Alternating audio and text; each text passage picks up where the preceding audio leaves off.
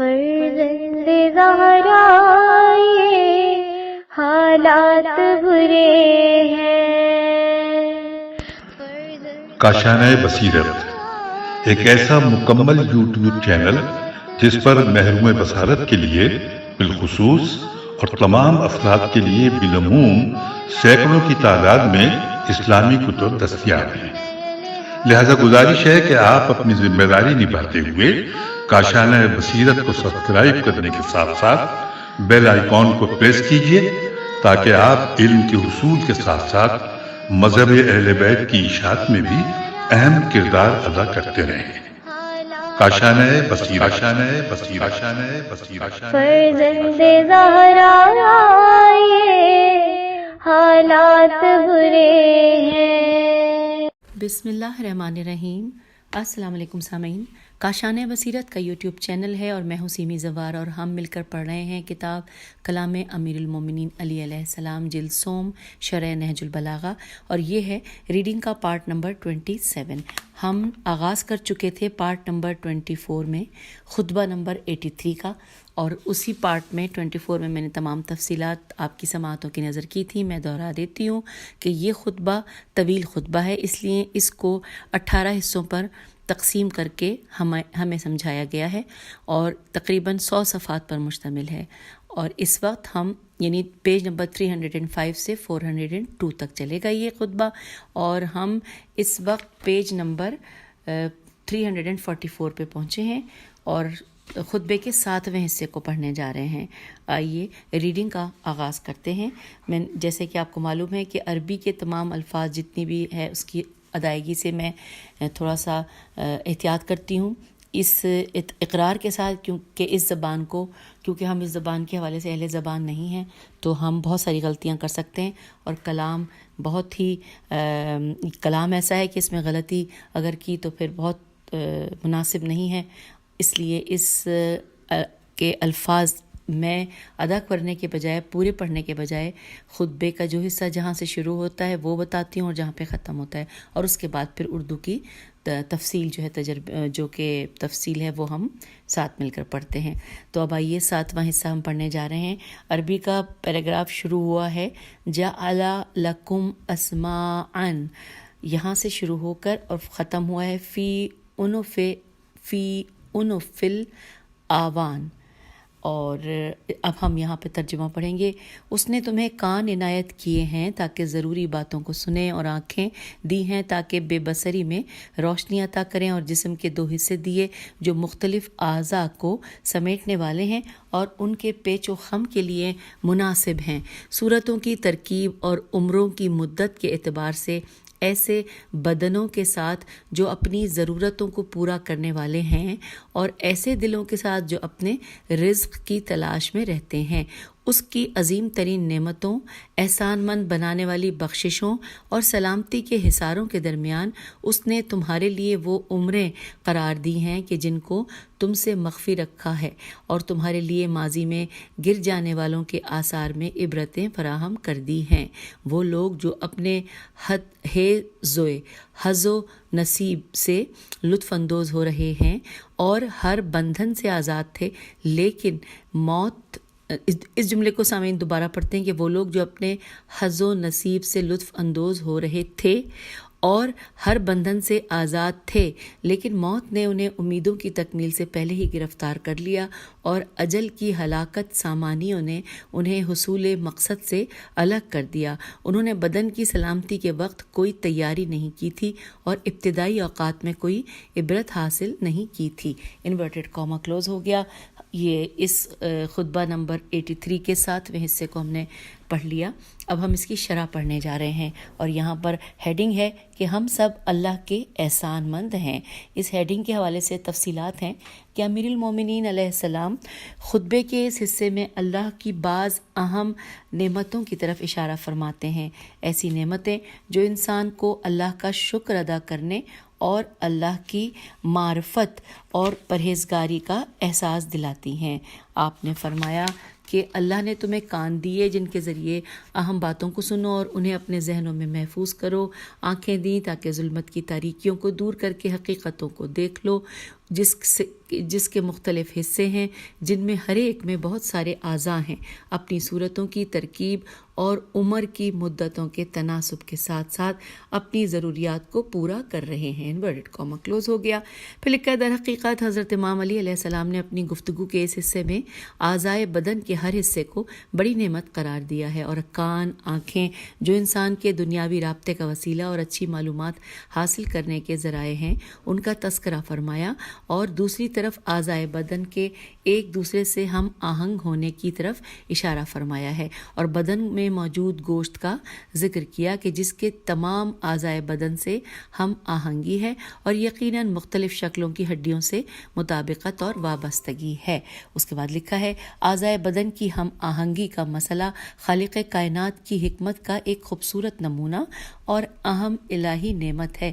حالانکہ ظاہراً بہت سارے اعضاء ایک دوسرے سے جدا ہیں، لیکن جب کوئی معاملہ پیش آتا ہے تو اعضائے بدن میں ہم آہنگی خود بخود وجود میں آتی ہے، جس سے انسان تعجب کرتا ہے۔ مثلاً اگر کوئی حادثہ پیش آئے تو انسان مجبور ہوتا ہے کہ حادثے کی جگہ سے جلدی سے دور بھاگے، تو ایسے میں ایک ہی لحظے میں جسم کے تمام اعضاء کام کرنا شروع کر دیتے ہیں۔ دل کی دھڑکنیں تیز ہو جاتی ہیں، سانس پھولنے لگتا ہے، یہاں تک کہ کافی مقدار میں آکسیجن اور خون رگوں اور پٹھوں میں اکٹھا ہونا شروع ہو جاتا ہے۔ بدن میں چستی آ جاتی ہے، سماعت اور بینائی تیز ہو جاتی ہے۔ اگر بھوک اور پیاس رکاوٹ ہو تو اچانک اسے بھول جاتا ہے تاکہ حادثے کی جگہ سے جلدی سے دور ہو سکے۔ اسی طرح کی ہم آہنگی انسان کی اپنی توجہ اور اختیار سے نہیں ہوتی، بلکہ دماغ کی طرف سے تمام اعضاء کو حکم ملتا ہے۔ اس قسم کی ہم آہنگی عجیب ہے، جو کہ قدرت و عظمت پروردگار کی علامت ہے، اس کی طرف سے ہمارے لیے عظیم نعمت ہے، جس کے بارے میں اوپر کے جملوں میں اشارہ ہو چکا ہے۔ یہ ہم آہنگی نہ صرف ظاہری طور پر بلکہ اعضاء کے باطنی حصوں میں بھی اور حتیٰ کہ عمر کی ایک حد تک بھی وجود رکھتی ہے۔ حضرت امام علی علیہ السلام نے اس کی طرف خصوصی اشارہ فرمایا ہے۔ آپ علیہ السلام مزید فرماتے ہیں کہ جسم کی ضروریات کے ساتھ ساتھ بڑی الہی نعمتیں بھی فراواں ہیں، اور ایسے دلوں کے ساتھ جو اپنی غذائے روحانی کی تلاش میں رہتے ہیں یقیناً اس کے لیے دستور بناتے ہیں تاکہ نعمات الہی اور گوناگوں وسائل سے فائدہ اٹھائیں، اور جو عافیت و سلامتی کے لیے رکاوٹ چیزیں ہیں ان سے پرہیز کرتے ہیں۔ انورٹڈ کاما یہاں پہ مولا کے کلام کا یہاں پہ اس پیراگراف کا مکمل ہوا۔ امام علیہ السلام کے کلام کا یہ حصہ بدن کے اعضاء میں ہم آہنگی سے متعلق گزشتہ جملوں کا بقیہ حصہ ہے۔ آپ علیہ السلام فرماتے ہیں کہ نہ صرف اعضائے بدن ہم آہنگ ہیں بلکہ روح اور فکر بھی منفعت حاصل کرنے اور مفاسد کو دور کرنے کے سلسلے میں تمام معاملات میں لازم و ملزوم ہیں۔ اس طرح کی روحانی اور جسمانی ہم آہنگی تمام وجود انسانی میں موجود ہے۔ تعجب کا مقام ہے کہ جس انداز میں زمانہ گزرتا جاتا ہے، علم ترقی کرتا ہے، تازہ اور نئی ایجادات منظر عام پر آتی ہیں، یقیناً یہ بھی ایک عظیم الہی عطا اور عظمت پروردگار کی بڑی نشانی ہے۔ انورٹڈ کاما کلوز، یہاں پہ جو کہ تفصیلات بیان ہوئی۔ اب اس کے بعد آگے چلتے ہیں، لکھا ہے مجللات نام، میم جیم لام، لام پہ تشدید ہے اور لام دوبارہ الف اور تے اور نون عین میم۔ اس کے حوالے سے لکھا ہے کہ یہاں صفت موصوف کی طرف اضافہ ہوا ہے۔ نعمت المجللت کا معنی نعمتوں کی فراوانی ہے جن سے تمام انسان، دوست و دشمن، کافر و مومن سبھی استفادہ کرتے ہیں۔ پھر اگلا ورڈ ہے حواجز عافیتی ہی، اس کا معنی خدا داد تندرستی کے موانع اور رکاوٹیں ہیں۔ میم واو الف نون عین اور رکاوٹیں ہیں۔ یہاں ایک جملہ کہ ما یمنع حواجز عافیتی ہی تفسیر میں ہے، اسے نظر میں رکھا جائے تو جملے کے معنی یہ ہوں گے کہ خداوند متعال نے انسان کو تندرستی کے موانع اور رکاوٹوں کو دور کرنے کے طریقے سکھائے ہیں۔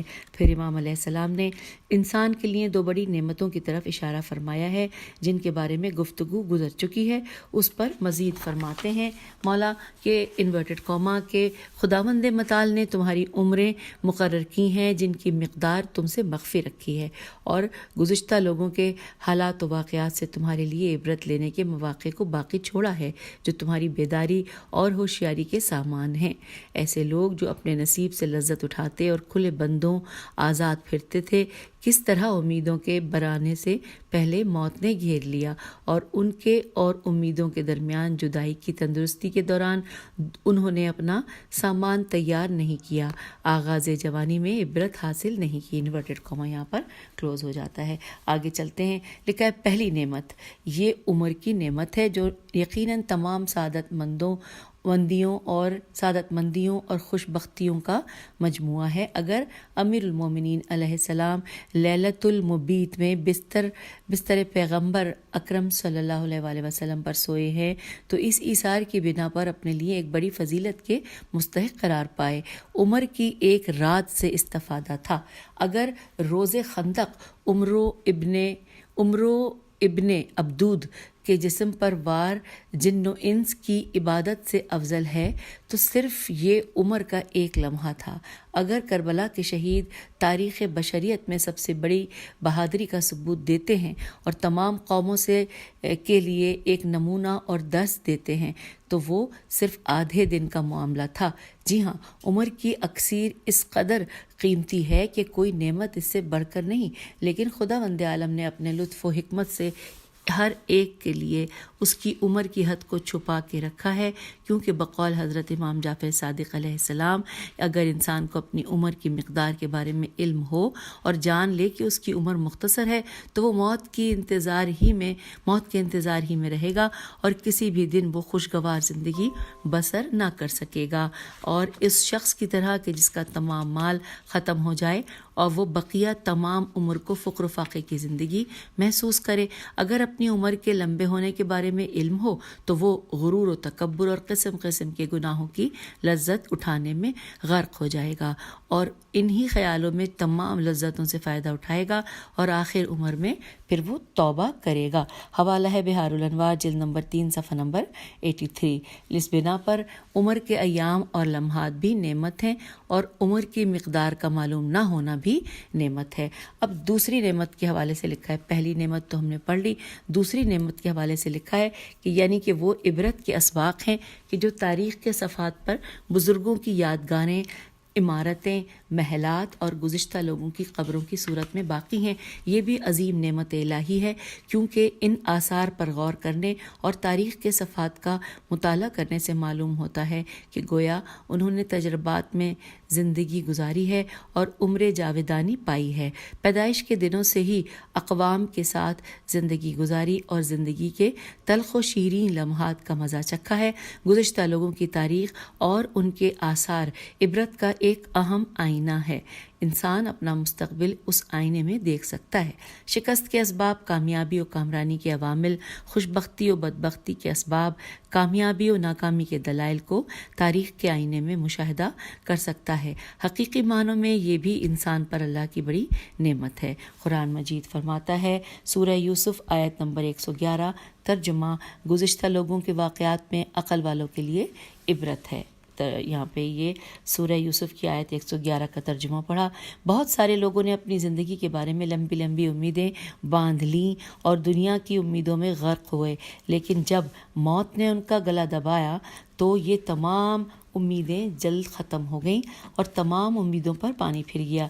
یہ ایسے حال میں ہوتا ہے کہ جب انہوں نے بھی اقوام کی تاریخ میں خود کو قرار دیا، لیکن سرکش خواہشات نے ان کی آنکھوں پر غفلت کا پردہ ڈال دیا کہ اپنی زندگی کے واقعات کو نہ دیکھیں اور اس طرح خالی ہاتھ اس دنیا سے دوسری دنیا کی طرف چلے جائیں۔ اور اب آگے چلتے ہیں، 8واں حصہ ہم پڑھنے جا رہے ہیں، 7واں حصہ مکمل ہو گیا۔ 8واں حصہ ہے عربی کہاں سے شروع ہو کے کہاں پہ ختم ہے، آئیے آپ کی سماعتوں کی نظر کرتے ہیں۔ فہل ینتظرو سے شروع ہوتا ہے اور ختم ہو رہا ہے عزتی والقرآن، عزتی والقرآن۔ ٹھیک ہے. ترجمہ ہے کہ وہ تو کیا جوانی کی تر و تازہ عمریں رکھنے والے بڑھاپے میں کمر جھک جانے کا انتظار کر رہے ہیں، اور کیا نصیحت کی تازگی رکھنے والے مصیبتوں اور بیماریوں کے حوادث کا انتظار کر رہے ہیں، اور کیا بقا کی مدت رکھنے والے فنا کے وقت کے منتظر ہیں، جب کہ وقت زوال قریب ہوگا اور انتقال کی ساعت نزدیک تر ہوگی، اور بستر مرگ پر قلق کی بے چینیاں، قاف لام قاف کی بے چینیاں اور سوز و تپش کا رنج و علم اور لعاب دہن کے پھندے ہوں گے، اور وہ ہنگام ہوگا جب انسان اقربا، اولاد، اعزا، احباب سے مدد طلب کرنے کے لیے ادھر ادھر دیکھ رہا ہوگا. انورٹڈ کاما کلوز ہوا. اور اب آئیے شرح و تفسیر پڑھتے ہیں. ہوشیار رہو، تمام نعمتیں ختم ہونے والی ہیں. یہ ہیڈنگ ہے. امیر المومنین علی علیہ السلام ابن ابی طالب اپنی گفتگو دنیاوی زندگی اور اس کے وسائل کے سلسلے میں ایک دوسرے اہم نقطے کی طرف اشارہ فرماتے ہیں کہ تمام نعمتیں زوال پذیر ہونے والی ہیں. یہی وجہ ہے کہ ان پر نہ اعتماد کیا جائے اور نہ لگاؤ رکھا جائے. آپ فرماتے ہیں کہ اب یہاں پہ جو مولا کا فرمان ہے اس کا ساتھ ہی ترجمہ بھی ہے کہ کیا یہ بھرپور جوانی والے، کمر جھکانے والے، بڑھاپے کے منتظر ہیں، صحت کی تر و تازگی والے، ٹوٹ پڑنے والی بیماریوں کے منتظر ہیں، اور یہ زندگی والے فنا کی گھڑیاں دیکھ رہے ہیں. اس گفتگو کے اختتام پر مولا فرماتے ہیں یہ تمام اس وقت ہوگا کہ جب چل چلاؤ کا ہنگام نزدیک اور کوچ قریب ہوگا، اور بستر مرگ پر قلق و اضطراب کی بے قراریاں اور سوز و تپش کی بے چینیاں اور لعاب دہن کے پھندے ہوں گے. عزیز و اقارب اور اولاد و احباب سے مدد کے لیے فریاد کرتے ہوں گے. ادھر ادھر کروٹیں بدلنے کا وقت آ گیا ہوگا. تو کیا قربت رکھنے والوں نے موت کو روک لیا؟ یہاں پر انورٹڈ کاما کلوز ہو گیا. لکھا ہے اس کائنات کی خصوصیت میں سے ہے کہ یہاں کے وسائل اور نعمتوں کی ناپائیداری اس بات کا باعث بنتی ہے کہ انسان ان سے وابستگی نہ رکھے اور دین و تقوی کو ان پر قربان نہ کرے. نوجوان تیزی سے بڑھاپے کی طرف بڑھ رہے ہیں، اور جوانی کی تراوت توئر الف واؤتے تراوت بڑھاپے کی مرجھاہٹ میں مرجھانا جسے کہتے ہیں مرجھاہٹ میں بدل جاتی ہے. عمر کی بہار میں خزاں آ جاتی ہے. جسم و جان کی سلامتی مختلف قسم کی بیماریاں آنے سے ختم ہو جاتی ہے. زمانے کے گزرنے کے ساتھ ساتھ سفر آخرت کی نشانیاں ظاہر ہونا شروع ہو جاتی ہیں. مگر ان تمام خصوصیات و علامات کے باوجود بعض لوگ اس دنیا سے دل لگا لیتے ہیں اور تمام معاملات کی ذمہ دار اسے ٹھہراتے ہیں، اور مادی مال و متاع کے علاوہ سب ہی نیکیوں سے غافل ہو جاتے ہیں. یہ واقعی غور و فکر کا مقام ہے کہ انسان اپنی آنکھوں کے سامنے سب فنا ہونے والی چیزوں کا نظارہ کرتا ہے، پھر بھی دنیا کے باقی رہنے کی امید رکھتا ہے. تاریخ بغداد میں آیا ہے کہ ایک دن بنو عباسی خلیفہ صفاح نے سین فے الف ہے صفاح نے آئینے میں دیکھا. وہ ظاہراً خوبصورت آدمی تھا. کہا کہ خداوندہ میں سلیمان ابن عبد الملک بریکٹ پہ لکھا ہے کہ جو کہ اموی خلیفہ تھا اس کی طرح یہ نہیں کہتا ہوں کہ میں ایک جوان بادشاہ ہوں، مگر یہ کہتا ہوں کہ تیری اطاعت کے لیے عمر کی سلامتی کا خواستگار ہوں. ابھی یہ باتیں ختم نہ ہوئی تھیں کہ اس نے سنا کہ اس کا ایک غلام جس کا کسی اور کے ساتھ معاہدہ ہوا تھا، اس نے کہا کہ میرے اور تمہارے درمیان صرف 2 مہینے اور 5 دن ہیں. سین فے الف ہے صفاح نے اس بات کو فال بد سمجھا کہ میری عمر کے آخری 2 ماہ 5 دن رہ گئے ہیں، اور اتفاق سے ایسا ہی ہوا. اسے شدید قسم کا بخار ہوا اور وہ 2 ماہ 5 دن بعد اس دنیا سے چلا گیا، حالانکہ اس کی عمر 33 سال سے زیادہ نہ تھی. 33 ایئرز. حوالہ نوٹ کیجیے تاریخ بغداد اور جلد نمبر 10 صفحہ نمبر 49. قرآن مجید نے متعدد بار اس حقیقت سے پردہ اٹھایا ہے. حقیقت میں اس میں کوئی پردہ نہیں ہے اور مثالوں کے ضمن میں دنیا کی ناپائیداری کو مجسم بناتا ہے. سورہ یونس کی آیت نمبر 24 ہم ترجمہ پڑھنے جا رہے ہیں. انورٹڈ کاما. بے شک دنیا کی زندگی پانی کی طرح ہے جسے ہم نے آسمان سے نازل کیا، اسی میں سے زمین سے گھاس اگی جسے انسان اور جانور کھا لیتے ہیں. جب زمین نے خود کو سبز پایا اور اہل ارض مطمئن ہوئے وہ اس پر قابض ہوئے۔ اچانک ہمارا حکم دن یا رات میں آ پہنچا تو ہم نے اس کھیت کو ایسا صاف کیا اور میدان بنا دیا گویا اس میں کچھ تھا ہی نہیں۔ اس طرح ہم آیتوں کو اس تفصیل سے بیان کرتے ہیں تاکہ لوگ غور و فکر کریں۔ سورہ یونس آیت نمبر 24۔ پھر اب مکمل ہوا 8واں حصہ، اور اب ہم اس خطبے کے یعنی کہ خطبہ 83 کا نواں حصہ پڑھنے جا رہے ہیں۔ عربی کہاں سے کہاں تک ہے، اس پیراگراف آغاز اور اختتام میں آپ کو بتاتی ہوں۔ فہل دفعت الاقارب یہاں سے شروع ہوا ہے اور ختم ہوا ہے فی احراز دنیاہا، یہاں پہ مکمل ہوا ہے۔ مولا فرماتے ہیں کہ کیا آج تک کسی رشتہ دار نے موت کو دفع کر دیا ہے یا فریاد کسی کے کام آئی ہے؟ ہرگز نہیں۔ مرنے والے کو تو قبرستان میں قید کر دیا گیا ہے اور تنگی قبر میں تنہا چھوڑ دیا گیا ہے، اس عالم میں کہ کیڑے مکوڑے اس کی جلد کو پارا پارا کر رہے ہیں اور پامالیوں نے اس کے جسم کی تازگی کو بوسیدہ کر دیا ہے، آندھیوں نے اس کے آثار کو مٹا دیا ہے اور روزگار کے حادثات نے اس کے نشانات کو محو کر دیا ہے۔ جسم تازگی کے بعد ہلاک ہو گئے ہیں اور ہڈیاں طاقت کے بعد بوسیدہ ہو گئی ہیں، روحیں اپنے بوجھ کی نگرانی میں گرفتار ہیں، اور اب غیب کی خبروں کا یقین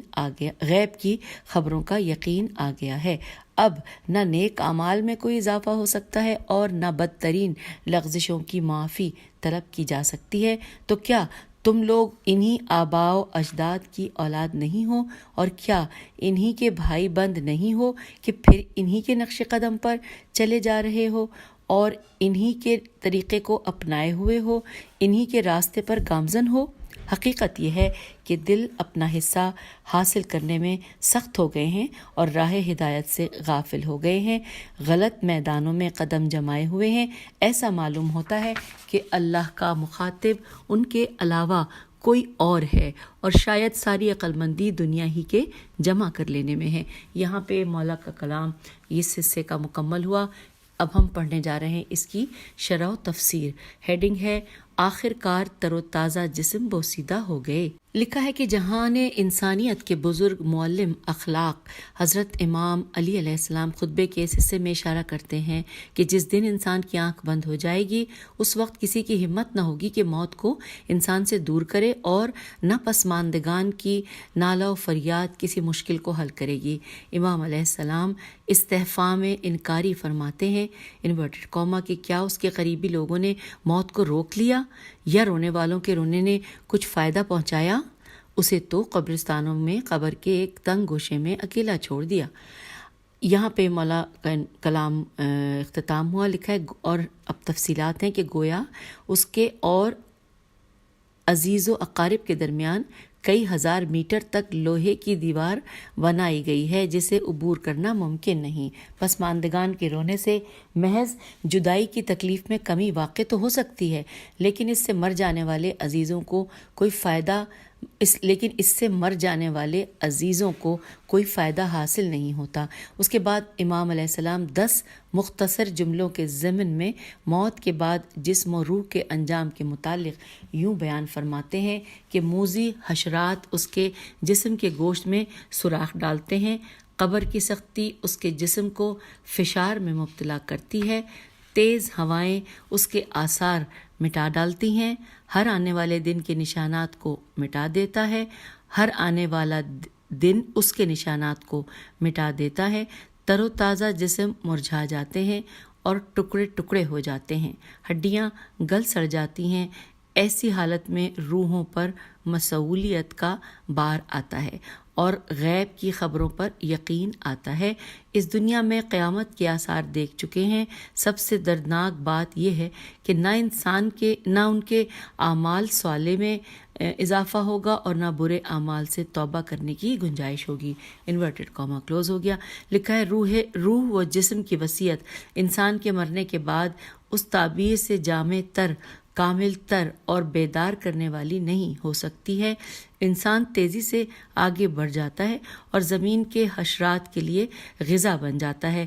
تر و تازہ چہرے، قوت گویائی، دانا عقلیں، یہ سب برباد ہو جاتی ہیں، سوائے کچھ گلی سڑی ہڈیوں، ویران قبروں کے کچھ باقی نہیں رہتا۔ کبھی تو مکمل طور پر نظروں سے یہ سب غائب ہی ہو جاتے ہیں۔ اس سے بڑی مصیبت یہ ہے کہ اعمال کا دفتر مکمل طور پر بند ہو جاتا ہے، نہ اعمال صالح میں کوئی اضافہ ہو سکتا ہے اور نہ ہی برے اعمال سے توبہ کی جا سکتی ہے۔ اگر توبہ کے لیے شرمندگی کے ساتھ ایک قطرہ اشک بہا دیا جائے تو جہنم کی آگ بجھ سکتی ہے اور اس دن صرف لا الہ الا اللہ زبان پر جاری کرنے سے بہشت میں اس کے لیے ایک نیا درخت اگ سکتا ہے۔ بالآخر واپسی کے تمام راستے مکمل طور پر بند ہوں گے۔ اس خطبے کے آخری حصے میں مولا فرماتے ہیں کہ کیا تم ان مردوں کے باپ، بیٹے، بھائی اور عزیز و اقارب نہیں ہو؟ یہی لوگ ہیں جو ابھی سپرد خاک کیے گئے ہیں، ان کی ہڈیاں سڑ جائیں گی، 1 مہینہ یا سال گزرنے کے بعد ان کی قبروں کے آثار بھی محو ہو جائیں گے۔ یہ اس بات کی طرف اشارہ ہے کہ کبھی بیٹے باپ سے پہلے اور کبھی باپ بیٹوں سے پہلے اور کبھی بھائی دوسرے بھائیوں سے پہلے اس دنیا سے چلے جاتے ہیں۔ کسی کے لیے بھی عمر کی لامحدود حد مقرر نہیں کی گئی ہے، سب کے لیے موت آنی ہے، کسی کو بھی ایک دن حتیٰ کہ 1 گھنٹے کے لیے بھی بقا نہیں ہے۔ اور پھر آپ علیہ السلام نے اس معنی کی توضیح کرتے ہوئے یوں فرمایا کہ آخر تمہیں بھی انہی کے حالات و واقعات کا سامنا کرنا پڑے گا اور انہی کی راہ پر چلنا ہے۔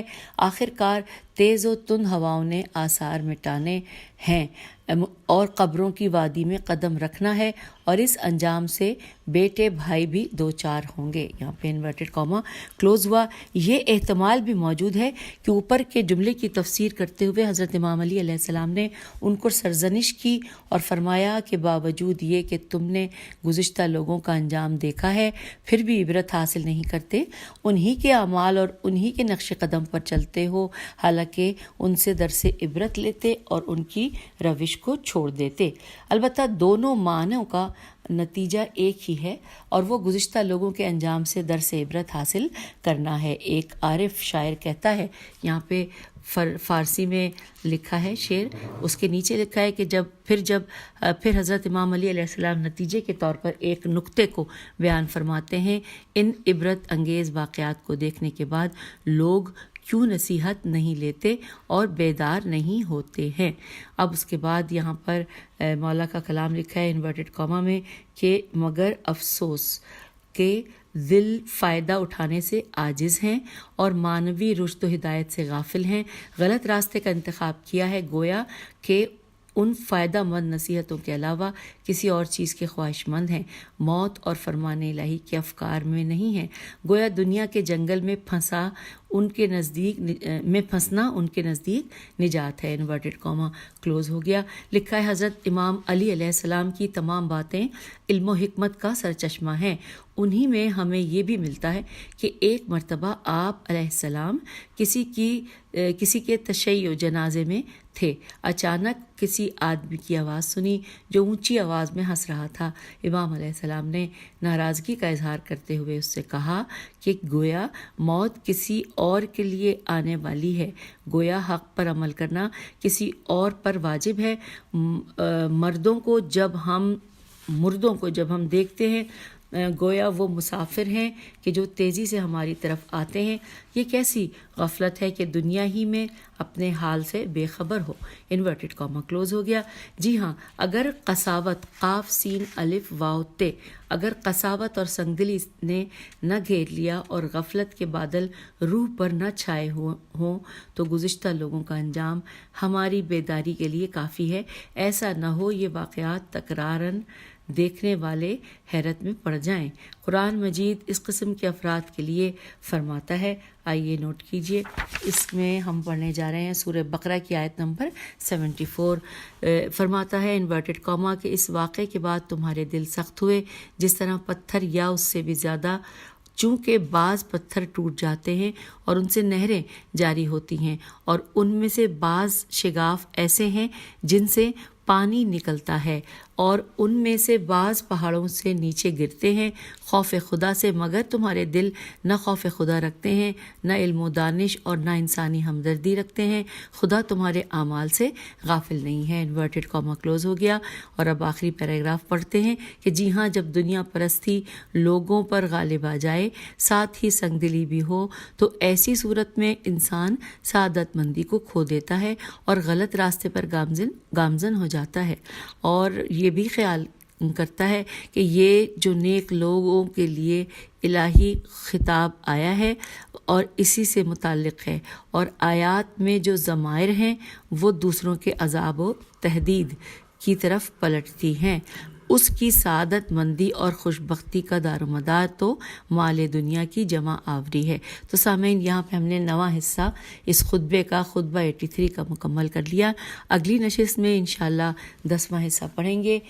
اب آپ پارٹ نمبر 27 سے آپ سے اجازت چاہتے ہیں۔ خدا حافظ، فی امان اللہ۔